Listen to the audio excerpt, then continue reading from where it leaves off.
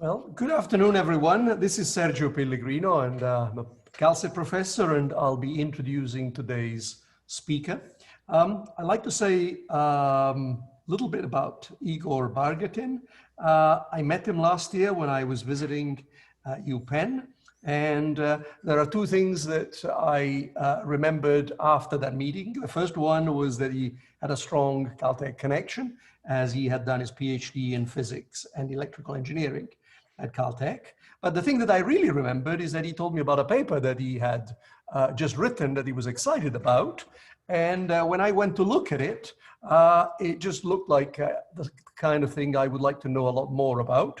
I exchanged emails with him and so on. And later on, it seemed to me that it would probably be of interest also to other people at Caltech and also specifically at Calcit. So I suggested that we invited Igor, and given that with the current format of seminars, it's so much easier to give a talk without traveling. I guess we were very lucky that he was able to accept the invitation.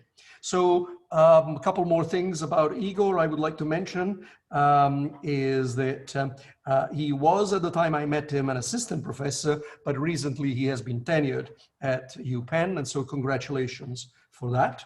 And also lastly, in anticipation for the question and answer session at the end of the seminar, the way we are going to do that is that if you enter in under the Q&A or in the chat box some brief point about your question, really this is just to signal that you would like to ask a question, and then we will at the end upgrade your participation status to panelist, and then you will be able to ask the question directly. So that's the plan, and I invite, as it were, anybody that wants to ask questions to do that at the end. So with that, Igor, please get started. Thank you, Sergio, and thank you for inviting me. It's a pleasure to be back, albeit virtually, Caltech. I'm assuming you can hear me, right? Can everybody hear me? Yeah, I can hear you fine. Go ahead. All right, awesome. I just wanted to hear a little bit of feedback.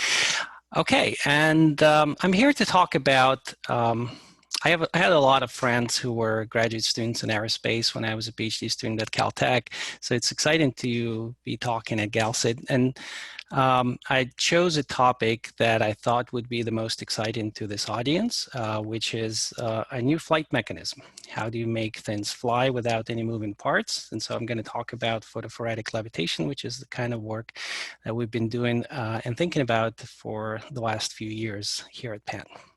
So without further ado, let me get started, and I'm going to start with a question. How do we make true microflyers? One thing that bugs me about the field of robotics a little bit is that they use words like microflyers, which are centimeters big, right? Something that's this big or even this big is always a microflyer in robotics community. And then when they make something smaller, they call it a nanoflyer. I don't know when picoflyers are already here, but the question that I have is, can we make true microflyers? In other words, can we actually get to the microscopic scale? And that's kind of the long-term goal of the work that I'll be talking about. So many of you have probably seen kind of the status of the field where currently microflyers are. And some of the smallest ones have been made by Rob Wood at Harvard. These are the so-called RoboBees. Many of them have been tethered, although they now have a version that uses concentrated light and is powered by that. My colleague at Penn, Mark Yim, I think still holds the record for the smallest self-powered flyer, which they call Picolissimo, and it's basically a tiny rotorcraft, or call it a tiny helicopter, and it's about 1 inch in diameter. And scaling down is tricky. I was actually a part of a project to develop the next generation of Picolissimo, and one thing that I learned is, at every step of the way, there's so many challenges that you have to solve if you want to scale this particular rotorcraft approach to smaller dimensions. And that's interesting because, you know, we know that's in principle, at least the flapping winds approach can work down to very small scales because it works in nature. We have insects like this one here. That's a friend of mine who studies the smallest beetles that exist out there, which are down to roughly 100 micron size, so a tenth of a millimeter. You can barely see them, and as you can see, they have these amazing feather wings. So they're not actually continuous membranes, but rather they look like feathers. So it's individual spikes going out from the middle of the wing. And they fly. They fly remarkably well, in fact. They find food, they find mates, and so on and so forth. So the question is, how can we get to this scale? And the way I approach this question is, maybe what we should do is the opposite of what other folks have explored, which is, you know, take something that works well at the macro scale, such as flapping winds or helicopters, and scale it down. And instead of that, maybe what we can do is we can start with something that works really well at the micro scale and try to scale it up. So what I'm talking about in particular is called photophoresis. Photophoresis is essentially stands for light-induced flow. And the way it works, and it has been studied a lot for more than 100 years. The way it works is you have a small particle, typically micron scale, could be nanoscale. And if it's subject to incoming radiation, it will be non-uniformly heated. There will be a gradient of temperature. In particular, usually the side that's facing the radiation will get warmer because it absorbs the light, and therefore it dissipates that light into heat. And there'll be a cooler side on the opposite side. And usually what happens is it develops a force that will push on it, kind of directed in the way that is shown here, from the hot side to the cool side. There are two ways that you can go about explaining the origin of this force, and it depends on the relationship between the mean free path in this fluid and the size of the particle. So if you're in the free molecular regime, which is to say at low pressures, such that the mean free path is actually larger than the diameter of the particle, you are in the free molecular regime. And the way to think about the appearance of this force is that you have basically cold molecules from the environment hitting the, sorry about that, let me go back. Cold molecules from the environment hitting the surface and then leaving with a higher momentum than they came in with. The same thing happens on the right side, but to a smaller extent. And as a result, there's a net recoil force, right? Because we're pushing back the particles on the left side a little bit more. Over here, you see that's leaving with a higher velocity because it absorbed the heat. We end up with a net recoil force that's going to push this particle to the right. Now that's the free molecular description. There is another description in the continuum regime, which is a little more tricky. It's called the slip flow or thermal creep regime. This one applies when the mean free path is much smaller than the diameter of the particle. So that's the regular continuum fluid mechanics regime. And what happens in that case is there is a flow developing that is called thermal creep around the particle, which is going to move from the right-hand side to the left-hand side. The gas is moving in that direction. The particle is going to move in the opposite direction. It's going to want to go to the right. So these are the two descriptions of, you could say, the same phenomenon of photophoresis. And in fact, in the intermediate regime where the mean free path is comparable to the diameter, both of these are operating kind of on unequal footing, and the force is always pointing in the same direction. So essentially, non-uniform heating causes the gas flow the gas will flow from cold to hot side. You can view it as a form of thermophoresis, by the way. Thermophoresis is heat-driven flow. Photophoresis is essentially a special case of thermophoresis where the heat is created by the absorption of light. And then there'll be a reaction force, which is pointing in the opposite direction in this graph to the right.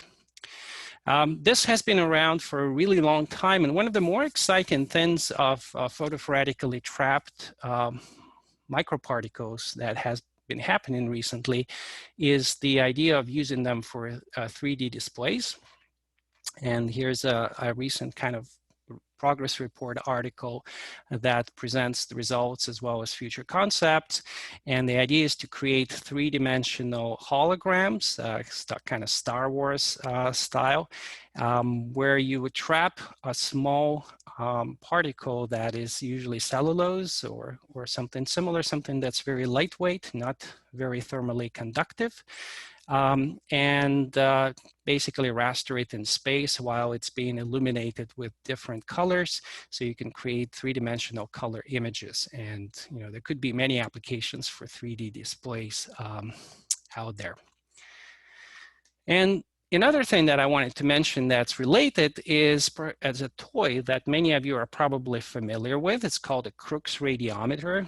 It's, again, very old. I think Sir Crookes, whatever his first name was, I forget. He was living about 150 years ago, so he invented this thing. And then a whole lot of really famous physicists and fluid mechanics people have been studying how it actually works, and that includes Einstein and Reynolds and Knudsen and lots of other people, Maxwell, I think. And it's still around. You can buy one if you go to a Christmas fair or a glassblower shop, or you can order it for Amazon. They're pretty cheap. And it's a fun toy that I sometimes use in my classes. And the way it works is similar to the description that I just provided. Actually, sometimes people have the misconception, which I think is natural from the name. Radiometer suggests that it's light pressure that's actually pushing on the veins. That is not true. The light pressure is there, but it's a couple of orders magnitude too low to explain the movement that you're seeing. And instead, the force is thermal in nature. In addition, the light pressure, if it were pushing on the veins, would actually make them rotate in the opposite direction, as I'll explain, because when you have light pressure, the black side will absorb the light, the white side will reflect the light, so there actually be a higher recoil on the white side. But that's not what's happening in practice. So what's going on is that you have 4 veins on a low friction spindle, and one side of the veins is painted black and the other is white. It's usually just paper. And if you put this in a tiny vacuum jar, so this bulb here is evacuated, the typical pressure inside is a few pascals. What happens is the light that's incident, you could put it out in direct sunlight, for example, will warm up the black side by about 1 degree relative to the white side of the vein. And as a result, the molecules that hit the black side, they will absorb the heat and they will leave with a higher momentum than they came in with, creating this recoil force that I was describing earlier. And so this recoil force will be higher on the black side, and as net force is therefore pushing on the black side of the veins, which is why it's rotating in the direction that you see. So this has been around, as I said, for a really long time. And the Knudsen force is enough, or by the way, I should say that this force goes by a whole lot of different names in the literature: photophoretic, radiometric, Knudsen force. They're all basically referring to the same thing. It's kind of interesting that there are communities devoted to photophoresis terminology and there are communities devoted to radiometric forces terminology. And it's mostly about the difference in geometry. So the radiometric force people look at plates, and the photophoresis people tend to look at spherical particles, but otherwise they're looking at exactly the same physical phenomenon. So this force, whatever you want to call it, is about 100 times too small to overcome gravity and therefore make the paper levitate. So it's good enough to make something rotate on a low friction bearing, but it's not enough to make things fly, even if you use low pressures. At least It hasn't been until we came along. And so what we made are structures that are 100 times lighter than paper, and in fact are even more thermally insulating, which also helps. This is a brief look at what it actually looks like, but let me tell you a little bit of the backstory of how we made these plates that are extremely lightweight. So this started when I came to Penn, and we were looking at new projects that I could start as a fresh, brand new assistant professor. And we decided that we'll try to make some continuous plates that are extremely thin, 25 to 100 nanometers, and big enough that you can hold them in your hands. So we ended up creating plates out of aluminum oxide, because that's a material that you can deposit very easily using a method called atomic layer deposition. And we made structures that are only about 100 atoms thick, therefore, and therefore thousands of times thinner than paper, cling wrap, household aluminum foil. So the things that you normally think of as thin are still going to be 100 to 1,000 times thicker than these structures. And one thing that you find when you're working with extremely thin film is that they're incredibly prone to curling up on themselves. In fact, it kind of looks like this. So here you see a comparison between two cantilevers. The one on the left-hand side is corrugated to prevent the curling, and the one on the right-hand side is not corrugated. And you see what happened is it basically curled up into an ice cream cone. The way to prevent it, which is what kind of our contribution was to use a corrugation. And the corrugation pattern that we wanted to use would be ideally isotropic in all directions. So it's pretty easy to come up with a corrugation pattern that is going to make the structure stiff in one direction but soft in the other. That's not what we wanted. So we wanted to have something that would be stiff in all directions. And we settled therefore on a hexagonal symmetry and something that we normally refer to as honeycomb corrugation. It's shown right here in the center. The way I think about it is these are essentially hexagonal cups that are connected near the tops by this membrane. And so it's a structure of a whole bunch of hexagonal cups connected to each other and forming one large plate. So that's the way to suppress the corrugation, by increasing the bending stiffness of these structures substantially. And of course, the same tricks have been long used at the macro scale. When I used to keep a candy box in my office, not because I eat a whole lot of candy, but because it had an insert like this, which essentially has the same geometry that we are using in our structures. It's a hexagonal, it's a bunch of hexagons basically connected to each other at the top. And then of course the what I call the 2D corrugated sheets, in other words, something that has a constant cross section, have long been used in architecture, and pretty much all of the siding on different buildings is using unidirectional corrugation to achieve a higher stiffness. Now, if you try to look at more advanced structures, you'll see a lot of honeycomb sandwich composites, which are ubiquitous in construction. Most doors these days would be a sandwich composite. Because that gives you an excellent combination of low weight and very high bending stiffness. And of course, they're used a lot in aviation and transportation, and even in musical instruments. And I'll come back to the sandwich composites a little bit later. So let me show you a brief video of what happens when we actually abuse our structures. And this kind of has a funny backstory, because when we first made these cantilevers of corrugated 25 nanometer thick films, I asked the postdoc to go and see how much we can bend them until they break. And my postdoc, Kevin Davami, he went and tried to do the experiments and came back to me and said, I can't break them. No matter what you do with them, they just don't break. And that was amazing, because these structures are made out of aluminum oxide, which is a brittle material.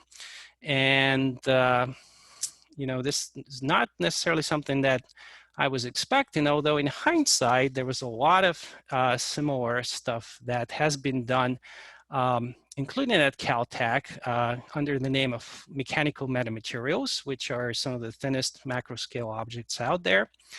And Julia Greer, in particular at Caltech, has pioneered some of these structures that kind of look like this, these lattices, and they also have very robust properties.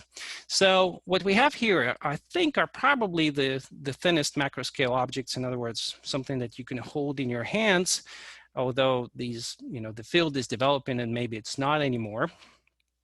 But I'll keep saying that until somebody provides me with a counterexample. So we've made our structures 25 to 100 nanometers thick and centimeters scale in length. You know, if you look at the lattice-like structures that people have been making, including, again, Julia Greer, they tend to be a little thicker, maybe 100 nanometers thick when they are big enough that you can actually hold them in your hands or put them on a dandelion. And the thickness of soap bubbles, which is something we're all familiar with, so that makes a nice comparison, is typically between a tenth of a micron and 1 micron. You can make thinner soap films, but they tend to pop very quickly. So most of soap bubbles that you will see are thicker than 100 nanometers. And as a result, our structures are actually very lightweight. They weigh as little as 1/10 of a gram per square meter. Now, we haven't made anything that would be a whole square meter, although we kind of started a project that's devoted to that. And but our, you know, centimeter scale structures can float in air, kind of like mist or smoke. Hopefully, I can highlight this little piece that's floating around in the lab. This is the video that one of the students in my group took. And there's no trick here. There are no fans blowing air upwards in the room, but there's obviously air circulation due to the ventilation that's present in all labs. And that's what's you know, basically carrying this plate around. Wherever the air goes, the plate also goes. So we studied a lot the mechanics of these interesting corrugation structures. We looked at their bending properties. We looked at the reversible buckling that I was showing you earlier. So when you push really hard on these structures, they buckle out of the way. But then when you remove the force that's caused the buckling, they will actually spring back into the original shape without any obvious damage. Now, perhaps there's some nanoscopic, I don't want to say microscopic, because this whole structure is only about 1 millimeter long. You'd have to look very hard to look at nanoscale fracture that may be happening in this structure, but we didn't see any obvious changes in its mechanical properties after these this type of abuse. And we also looked with my collaborator, Prashant Paragit, who was also a PhD student at Caltech, and tried to explain this behavior, which is basically all about nonlinear bending response, and the fact that the response of moment to curvature becomes a nonlinear and multivalued, in fact. So, you know, we did some theory work and were able to predict the behavior quite well. So that's one thing that we did on the mechanical side. Another thing that we did was we put these plates of less than 100 nanometer thickness into an Instron tool, of all things, and measured their tensile stiffness.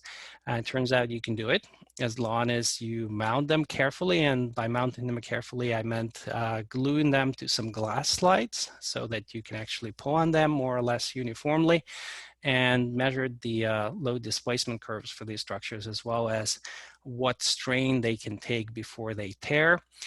We found that they're softer under tension than completely planar plates, which is not surprising, because, you know, you can imagine something that has a corrugation will will be able to stretch a little more than a completely planar film. And at the same time, these structures, as I mentioned, are stiffer under bending, right? That's the whole reason why we actually decided to make corrugated structures like that. And they break at strains of about 1%, which is roughly what you'd expect from aluminum oxide. So they have 1% overall strains and roughly 1% local strains incidentally. And thin ALD films fail at roughly 1% strains, which is higher than what bulk alumina does, but that's one of the advantages of working with very thin films. Oops. And then coming back to one thing that I mentioned, which is sandwich composites, we more recently also designed and tested structures that are pretty much the equivalent of a sandwich composite at the nanoscale. And so we called it Nanocardboard, which are ultra-thin hollow plates with nanoscale thickness and very high stiffness. Now, normally, sandwich composites consist of two continuous face sheets that are glued together. And there's a core in between of some kind. It could be a honeycomb core, it could be a foam core. But you know, there's a problem that we had to figure out. You can't really glue things at the nanoscale. Any glue that you will use will be orders of magnitude thicker than these films that we're trying to glue together. So we went for a different approach, where instead of having face sheets that are glued together, we created the face sheets and the webbing that connects the two face sheets in a single step, where we basically created a mold first out of silicon. This is sort of a microfabrication, so I don't want to really go very deep into it. We created a mold, then we deposited the ALD film, and the ALD film went on the surface of the mold and into the channels that we etched in the mold, and then we removed the mold, leaving a hollow structure that looks exactly like this. So in this case, we have the face sheets over here, and we have these webbing components that connect the two face sheets, the top and the bottom one. And then we have a thickness of the structure that is much, much lower than the overall height of the structure, which of course is one of the things that increases the bending stiffness of sandwich composites compared to something planar of the same mass. So we had heights varying between 3 and 50 microns, thicknesses varying between 50 and roughly 400 nanometers, and these things had areal density of about 1 gram per square meter, so a little heavier than the single layer structures that we explored, but still very, very lightweight. So nanocardboard stiffness was enhanced by many orders of magnitude, typically about 4 orders of magnitude compared to a solid beam of the same mass, right? I mean, if you took a solid beam of the same height, of the same thickness as our height, then it would be stiffer, but it would be way, way heavier. So if you compare it to something that has the same weight, then we were getting a very large shape factor enhancement in this case. And we were still able to observe interesting shape recovery properties in the reversible bucklin. Here are some examples of nanocardboard that is being abused. And here's, let's see, that's a 10 micron. Let me jump to something that's even thicker. And this one I think is going to look like a sandwich composite. You're actually able to see how tall the whole structure is. And in this case, it still is able to recover its original shape after being buckled, which is something that we were hoping would happen. And in fact, it did happen. So once when we created these structures, we were looking for killer applications. And one of the things that we really wanted to try was, you know, this idea of photophoretic or Knudsen force levitation.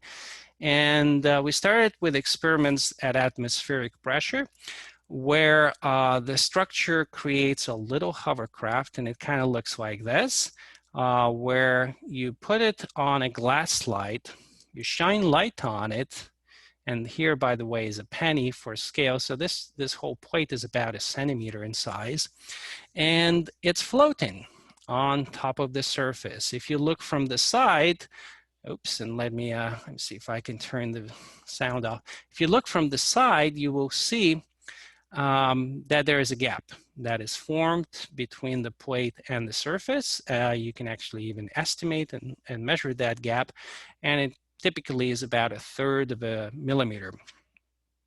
And how does it work? Well, the mechanism of this levitation is similar to a hovercraft, because what's happening is the structure is pumping air below itself to create an air cushion. And this goes back to the mechanism that I already mentioned, the thermal creep. Now, I was talking about particles back then, in particular microscopic particles, but you can make the same mechanism work if you have a plate with a whole bunch of channels that run through it, which is exactly what our nanocardboard structure does, right? Just from the way that we fabricate it, it intrinsically is going to include a bunch of channels that run through it. And so what happens is, if you take this plate with channels and you shine light on them, and you put a black paint, which in our case was some carbon nanotubes, on the bottom side of it, then the bottom side gets warm or warmer than the top side, but by roughly the same 1 degree or so.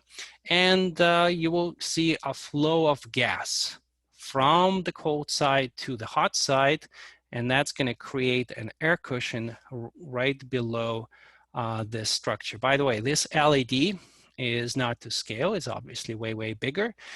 There's a glass slide between the LED and the piece of the nanocardboard that's shown here. So this is a very schematic figure. And in fact, one thing that I want to mention is you could actually shine the LED from the top as well. It doesn't really have to be from the bottom, because the structure that we make is essentially transparent.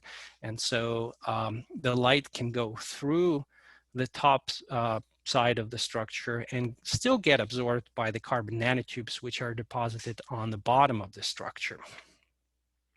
So you see, you basically have thermal creep. Its velocity is proportional to the temperature gradient along the channel. And it always drives the gas flow from cold to hot side, creates a hovercraft-like cushion at the atmospheric pressure. However, if you lower the pressure of this, of the ambient air, then you'll see that the thermal creep will get faster, because the thermal creep is a phenomenon that involves mean free path. And in fact, this velocity that I said is proportional to the temperature gradient. It's also proportional to the mean free path. It's proportional to the temperature gradient and the mean free path. So if you lower the ambient pressure, that increases the mean free path, and you will end up with a jet. So your plate will create a jet with a velocity of up to tens of meters per second if you go low enough in pressure. And we've done some simulations of how it looks, and basically it creates a nice circulation around our little plate, which is right here in the center. And if you zoom in, you'll be able to see the individual streamlines going through it. And so the resulting lift force, or disk loading, to use the helicopter language, it's a fraction of a Pascal. It can be produced in principle at any scale, from millimeters to meters, and without any moving parts. So that's why we think this approach is exciting, and that's why we are very interested in studying the physics of it further and figuring out how large are the payloads that we can create. So let me show you the first videos. And so this is from a paper that came out earlier this year. In this particular case, it's a small piece of nanocardboard that is just lifting off and then going to the side. As I'll show you later, we have much more impressive videos right now, but this was the first paper that came out from this project. Another thing that we did more recently is we said, okay, so we have nanocardboard levitating. but that probably means that we can also make a better Crookes radiometer than the original one with paper vanes. The original one, as I mentioned, usually operates at low pressures. Typically, it's between 1 and 100 pascals. If you go too low, it doesn't work. If you go too high, it doesn't work. You have to be right in the sweet spot, and that sweet spot is actually right where the mean free path of air is comparable to the size of the vane. So the vanes are about 1 centimeter in scale. So at these pressures, you're going to have mean free paths on the order of a few millimeters, maybe up to 1 centimeter. So we created our own radiometer. This is how it looks. It has vanes made of nanocardboard. They don't look quite as pretty as paper, but they work a whole lot better, as I'll show in a little bit. And then we took an acupuncture needle to provide a low friction bearing, and 3D printed a little hub that we could mount the vanes on. We put it in a little test chamber that was outfitted with simply LED arrays that we bought on Amazon for $10 each, and a very smart undergraduate created a power supply for them, and other team, together with other team members, built this whole chamber. So the question was, could we make it at atmospheric pressure? And of course the answer is yes, otherwise I wouldn't be showing it to you.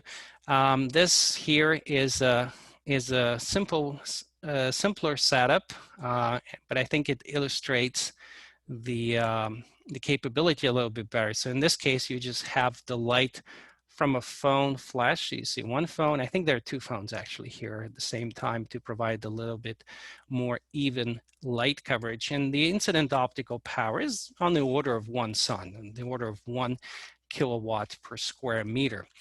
And then, of course, we also took it outside. It was a lovely day in the spring, and the campus was empty because everybody was stuck at home. We actually were able to have this thing rotate under just natural sunlight. Now you see that there's a jar there. So it looks somewhat even more like the Crookes radiometer, but this jar is not a vacuum chamber. It's a peanut butter jar that was donated by a postdoc in our group, and its sole purpose is to block the winds. Because the rotation is relatively slow, you actually, let me get that started again.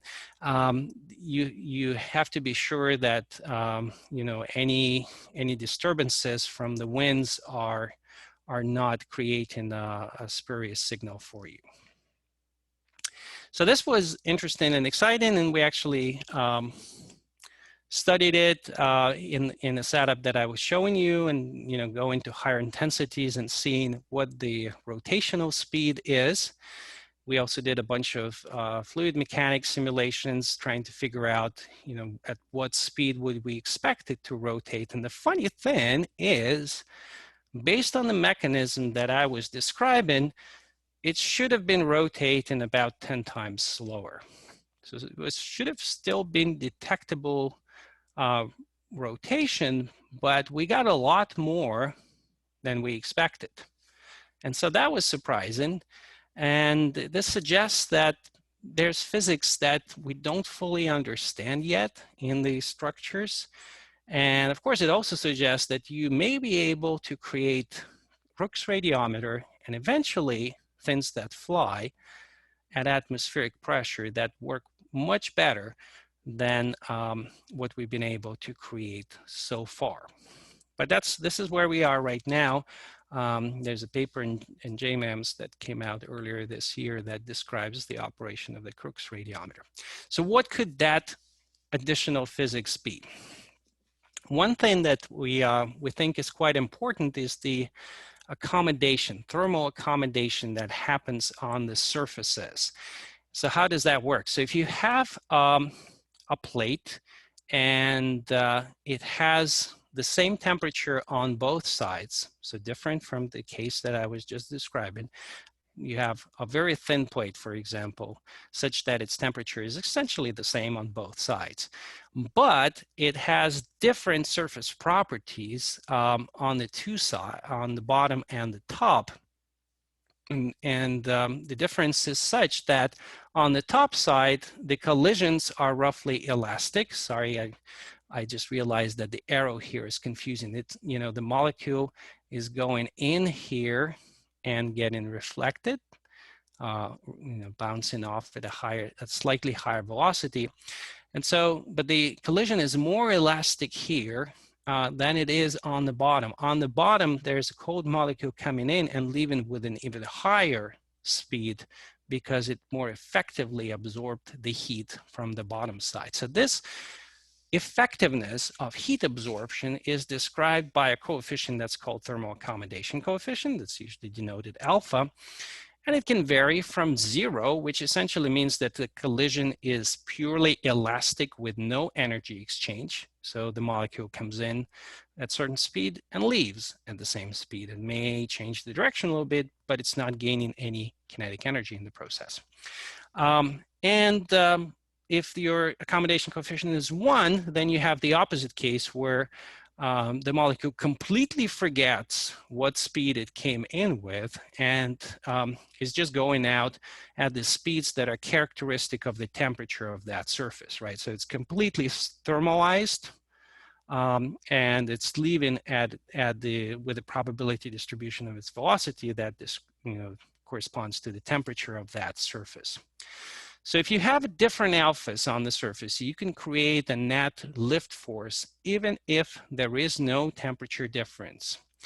And one easy way to create a difference in accommodation coefficients is to create different roughnesses of the surface.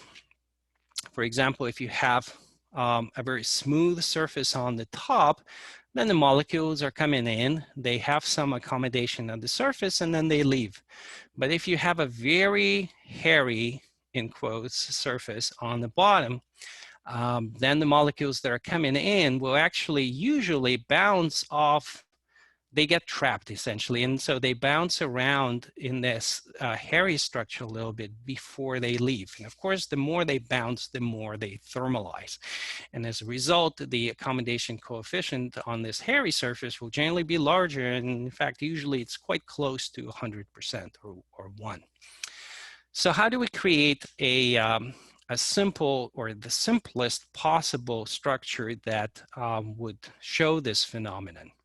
Well, what we came up with is you buy the thinnest piece of plastic that you can, which as far as I know is Mylar, which is commercially available down to a thickness of 500 nanometers or half a micron. And then it's extremely floppy, as you might imagine. And then you deposit carbon nanotubes on one side, which you can do just by buying a solution and drop casting them. And so you end up with a sample, a little disc that looks kind of like this. And if you take that disc to an SEM, you'll see that it has this hairy surface of carbon nanotubes. And if you zoom in, you'll see that individual tubes are, 10 nanometers or less in diameter. And these structures do, in fact, levitate. Here's one video. Sorry for the video quality. That's not that great. And you see what's happening here is actually it's freezing up a little bit on me. Apologize for the video not being as nice as I thought it would be. Let me actually go to and show you the next video. Maybe this one is going to work better. So this one has 2 of these discs at the same time. We kind of call it the tango because it looks like they're dancing together. They're actually repelling each other a little bit, and therefore they don't really get stuck, but they do this funny little dance where they float in this central area. So this is different, these are Mylar pieces with carbon nanotubes. Again, a very simple structure that anyone can make in their lab. Compared to, for example, the nanocardboard that I was describing earlier. And all of this is described in our preprint and is currently under revision for a journal publication. And how did we solve the problem of control in the horizontal plane? So if you remember the earlier videos that we did with Nanocardboard, we kind of had our structure lift up and then fall by the wayside. And what we did here is, again, we used cheap LED light sources, arrays that can, I think they output up to roughly 30 watts of optical power each. And then we had 8 of them set up in a ring shape in the structure. And we used it together with a clear acrylic vacuum chamber, which is pretty large. It's big enough to hold my entire forearm, for example, and it could therefore create a very nice distribution of the light intensity inside. So the light could go through the walls. The LEDs are actually outside, which helps them cool down. And the light goes through the walls of the acrylic chamber, and we have both simulated and measured the light intensity that it creates. If you look from the top, you'll see something that's very reminiscent of the original LED array. And if you plot it in as a 3D graph, you'll see that it has a nice kind of trough here where the particle eventually gets trapped. And this whole ring is roughly 15 centimeters in diameter. The plate should be trapped in the center of the ring. And as I was showing you in the video just a second below, they do, in this case, it's 2 of them, they do in fact get trapped in this, in the center of the ring. So where can we apply this? Why is this interesting? So I think these structures can carry milligram payloads in the near space in particular.